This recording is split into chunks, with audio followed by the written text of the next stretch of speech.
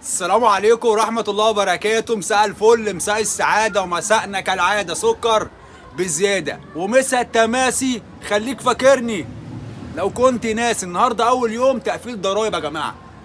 تقفيل ضرايب يعني إيه تقفيل ضرايب؟ أنت كمبتدئ هتسألني عم التربو يعني إيه تقفيل ضرايب؟ بقالنا 9 سنين بنتكلموا فيها، بس عشان أنت مبتدئ بس هرد عليك. تقفيل الضرايب اللي إحنا الحمام بتاعنا كان بيطير بالنهار والشمس طالعة ونور ربنا طالع، اللي هي الطبيعه بتاعته. تقفيل الضرايب ده بقى احنا بنحول الحمام اللي هو بدل ما بيطير بالنهار ويشوف بالنهار يطير بالليل ويشوف بالليل. طيب بتعمل ايه في تقفيل الضرايب؟ لازم تتابع معايا السبع ايام اللي جايين، اللي هم الاسبوع اللي جاي بتاع تقفيل الضرايب، علشان ان شاء الله باذن الله هيكون اول يوم رمي تماسي هيكون يوم 1/1/2026، يوم الخميس اللي جاي. تقفيل الضرايب بالاصول اللي انت بتجري عصاري والمجال بيتطبع في العصاري، وتبدا تنزل بالحمام بتاعك وقت المغرب وتدورهم وتحططهم، وكل يوم بتزود الميعاد تدريجيا لحد ما تخش ضلمه. دي اصول تقفيل الضرايب الصح. لكن النهارده ما عادش في اصول. النهارده في غايه الحمام ما عادش في اصول، ولكن اللي تغلبه العبه. دلوقتي الساعه 5 الا ربع والمغرب بيدن 5 و5، يعني ما بين دلوقتي وما بين المغرب تلت ساعة. خلاص التلت ساعة دي هيكون فيها 5 دقايق خطر، اللي هم بتوع صلاة المغرب دول، وانت بتقفل ضرايب. انا عندي حمامتين طايرين فوق دماغي اهم، فوق دماغي والدنيا بتنقط. الحمامتين دول طايرين من صباحية ربنا، طايرين من الصبح. المطلوب مني انا ايه بقى؟ اللي انا اطلع، خد بالك بقى، اطلع الحمام ده يضيع جهده في الجو، ما حطتهوش خالص غير على الضلمه او على نص ضلمه. خلاص. رقم 2، اخلي بالي وقت صلاه المغرب ما اخبطش مع حد، ده المطلوب مني ده كله. رقم 3، حطة الحمام تكون ضلمه. يعني انا هطلع دلوقتي هطير تلت ساعه لحد صلاه المغرب، وهشوف من بعد صلاه المغرب ممكن اطير ربع ساعه كمان، تلت ساعه كمان. مطلوب مني اللي انا هطلع دلوقتي ممكن اخبط. لو خبطت وحد زود عليا وحب ينام بيا، بخلع الحمامتين واحطهم فوق دماغي، اضيع مجهود الحمامتين عندي لحد اما اقفل ضرايبهم. وقت المغرب اسمع مني الكلام ده، هقوله لك في الفيديو، والكلام ده هيحصل وقت المغرب. هيحصل خبط ورزع، انتوا مش سامعين حاجه طبعا، وصفافير وشغل انابيب وطخ وتيخ، علشان حمامتين يخشوا يخبطوا فيا وقت المغرب ويطلعوا مني بحاجه ويتاخد في الضلمه. من الاخر، من الاخر، شغلتك انك تسلك بقى، تعرف تخلع ازاي في الاسبوع ده لحد اما تقفل ضرايب الحمام. وفي نفس الوقت في ضرايب الحمام احنا هنزنق على الحمام في الدوره، هنوسع نفس الحمام اكتر، هنعمل حطه مظبوطه. فيلا بينا هنفتح اهو، في حمامتين دايرين هناك اهو، انت عارفين. فيلا بينا نفتح ونشوف النهارده ايه اللي هيحصل معانا. يلا بينا. انا مش هطول عليكم، انا كده كده مشرق البيبان، ومشرق البيبان دي يا جماعه، يعني هتلاقيني بص فاتح الباب ايه، فتحه كده خفيفه زي ما انت شايف، حسبه 5 سم، علشان ابقى عارف الحمام اللي انا هفتحه ما اتلخبطش في فرد حمام. طيب في حاجه تانية انا عايز اتكلم فيها مهمه جدا.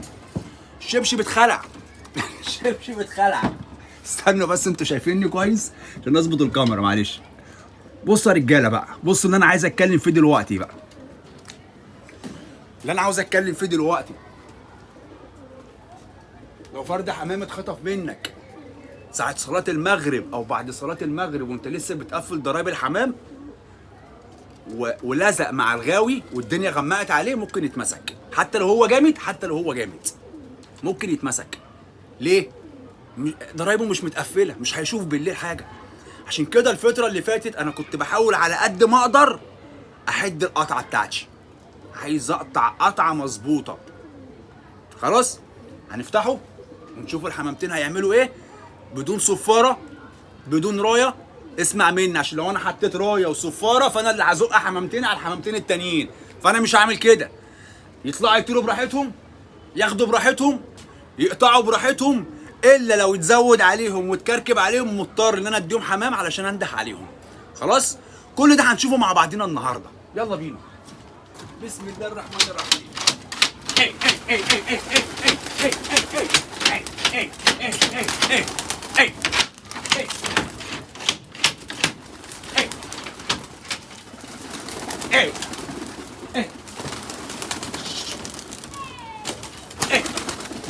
يلا بينا يا رجاله. تعالوا نتفرج عليهم بقى. تعالوا بقى كده نشوفوا هيعملوا ايه. اهم.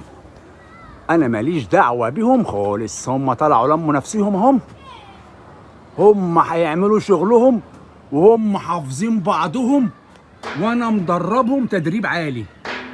اهو الخبط بدأ يشتغل اللي انا قلته لك هيحصل في الفيديو. اهو الخبط بدأ يشتغل. انا لا هصفر ولا هشور ولا هعمل حاجه خالص، لان لو انا عملت كده هروح الزق له الحمامتين هناك وهو يكركب عليا وينام لي بيهم، وانا مش عاوز كل الليله دي. انا كل اللي انا عايزه افضل طاير كده لحد صلاه المغرب وانزل دورتي، وبعد كده ضيع مجهودهم في الدوره. اهم. في ناس كتبت لي ابو حازم خلي بالك حمامتينك بايظين. حمامتيني لو بايظين كانوا جروا على دول. بص دول جايين لي لحد فين. بص كانوا جروا عليهم هناك، لكن انا بص فين يا باشا. بص فين. بص حضرتك فين. انا فين وهم فين. هم فوق دماغي. انا نزلت لهم لا. اهم. وادي حمامتيني هناك اهم. بص اهم. دول بقى لو حمامتين بايظين كانوا اول ما شافوا الحمامتين دول جروا عليهم، كانوا خدوا فيهم. عرفت بقى انا ما كنتش برضه اردد ليه، وكنت بسيب الحمامتين دول هم اللي يترددوا عليا عشان هم اللي يبوظوا. اهم هياخدوا. بص اهو انا خدت واحد منه اهو. اهو بص انا خطفت واحد منه، هو جري هناك اهو.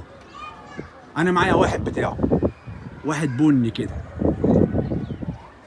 وادي الحمامتين اهو. بص مش عاوزين يروحوا عليه، مش هيروحوا عليك. الحمام اهو بصوا هو اللي جاي بيجري ورايا. اجري انت. ايوه انا لا صفرت ولا شورت ولا خبطت ولا رزعت، ده انا طاير على الهادي. بص اهو. يلا ها خبطوا يلا اديني حمام بقى هناك. انت اديني حمام يلا. بص اهو. انا لا حاطط رايه ولا صفاره ولا اي بتنجان. واتفرج بقى كده على الحمام اللي هيطلع اهو. اتفرج على الحمام اللي هيطلع حمام. انا عارف بقول لكم ايه. ادي الحمامتين اهم. بصوا بيجروا الزعل هناك اهو. هو عاوز يلزقهم لي اهم. راحوا هناك هيسيبوه يجوا جري اهو. هو ما طلعش حمام. اصمت للاخر. انا معاك للاخر بس اصمت. مش هفتح حمام يا عم وسايبهم لك لوحديهم اهو، وحمام شبعان اهو. بس اصمت للاخر اهو. قطعوا منه اهو. انا لا هصفر ولا هشور ولا هعمل. ومعايا حمام، معايا فرد حمام اهو. معايا الاسترالي ابو رقبه صفر. عارفينه ولا لا؟ معايا. مش هطلبهولك والله ما هطلبهولك. عارف انا استرالي لو عاوز اماره كان واقف على العماره. معايا دلوقتي اهو. معايا والله ما هطلبه. عارف ليه؟ عشان انا طالع ابص الحمامي بس، طالع عامل اصول مع حمامي وقفل ضرايبي بس. سيب الحمام براحته. انا عاوز اضيع مجهود الحمام اهو.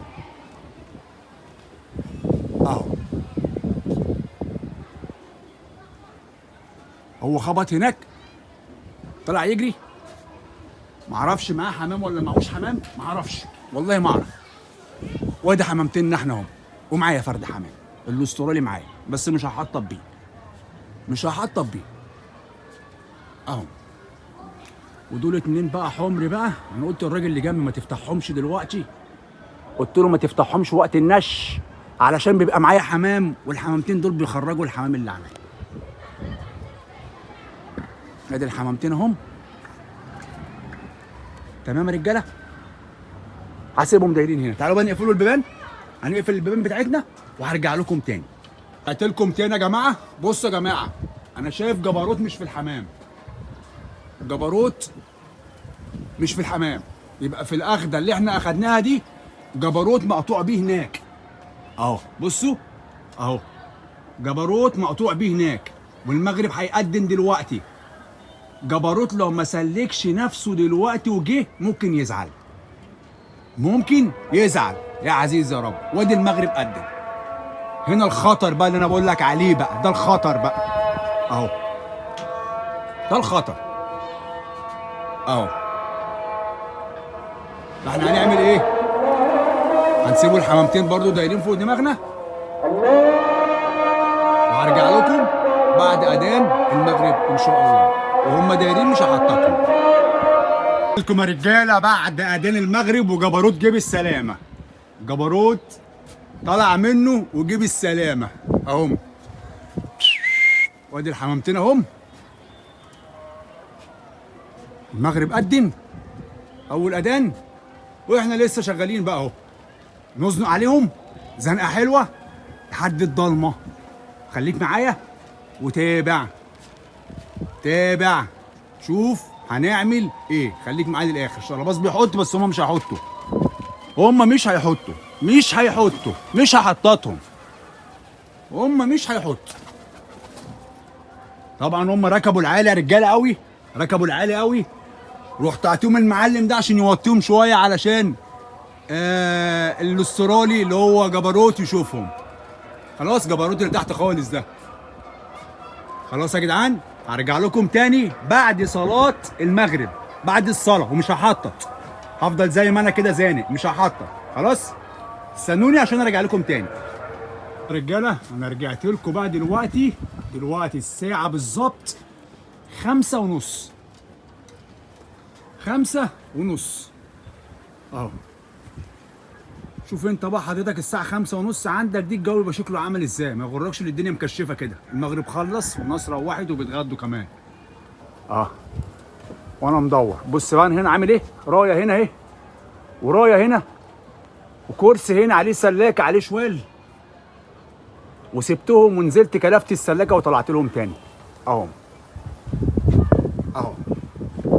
بص حضرتك بقى لو انت بصيت جوه في الغيه، بص الدنيا عامله ازاي، معتمه ازاي جوه في الغيه. بص حمام عاوز يحط، مفيش حط، مفيش حط. اصبروا لسه شويه، خدوا كمان شويه معلش، محتاجكوا كمان شويه. بص بقى، عاوز تبقى فارس بجد وانت بتعمل حمامتين جامدين وبتقفل ضرايب وبتخش ضلمه والكلام ده، لازم تسمع الكلمتين دول. اسمع الكلمتين دول. بتقفل ضرايب يبقى دور على ضلمه. اسمع مني، عملت كده يبقى فارس في غيتك، وعملت رجاله. تدور الحمام ده في الضلمه ما تنورش لمبه، تحططهم في الضلمه ما تنورش لمبه، يكلفوا في الضلمه ما تنورش لمبه.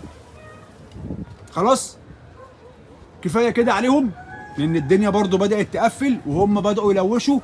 والحمام في اول يوم، في اول يومين في تقفيل الضرايب تلاقي الحمام نازل يهبد، تلاقي الحمام نازل على الظهر يهبد.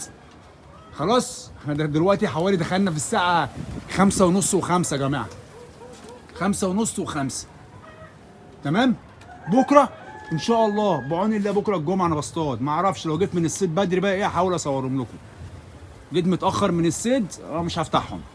تمام. بكره ينزلوا الا تلت، بعد بكره ينزلوا الا ربع، وكل يوم ازود لهم 5 دقايق انزلهم بعد كده ضلمه. خلاص احنا دلوقتي هنشيل الرايه دي اهو. خليكم بس معايا كده معلش عشان انا عامل ليله. واشيل السلاكه دي باللي عليها. يلا خش جوه، كله جوه، كله جوه. تمام. وادي الكرسي اهو، شيلوا الكرسي ده. فاضل الرايه بتاعتنا، نشيلوا الرايه. تمام. وتخلم الغايه. تشيلوا الرايه امتى؟ اول ما يعدوا من فوق دماغي. بص اول ما يعدوا من فوق دماغهم شيلهم الرايه. ليه؟ ليه؟ عشان يلفوا كلهم لفه واحده ويجوا يحطوا كلهم حطه واحده مع بعض زي ما انت هتشوف دلوقتي. خلاص هم كده الرايه مش موجوده، هتلاقيهم دلوقتي حطوا. بص اهو واحد حط ما حطش، اجري اجري معاهم. هم هيجوا يحطوا في دي كلهم طبقه واحده اهو. اتفرج اهو اهو. خلاص بص بقى، ركز هنا معايا. بص الحمام بيخش على البيبان اهو. بص كل فرد على بابه عتمه، والله العظيم 3 الدنيا عتمه زي ما انت شايف. فانت حطت الحمام ضلمه، حطت الحمام ضلمه وبوبه ضلمه وكلفه ضلمه. اسمع مني، ما تنورش لمبه، ما تنورش نور. لو عملت كده انت قفلت ضرايب صح، عملت غير كده يبقى انت اللي خسران. اخواتي وحبايبي اشوفكم على خير. تحياتي ليكم ولكل الناس اللي بتتابعنا من جوه مصر ومن بره مصر. تحياتي لكل الوطن العربي. دي حلقه تقفيل ضرايب الحمام او تعويضه على الضلمه، وان شاء الله اول يوم رمي لينا هيكون يوم الخميس اللي جاي. يوم الخميس اللي جاي ان شاء الله يوم 1/1/2026. اشوفكم على خير اخواتي وحبايبي، والسلام عليكم ورحمه الله وبركاته.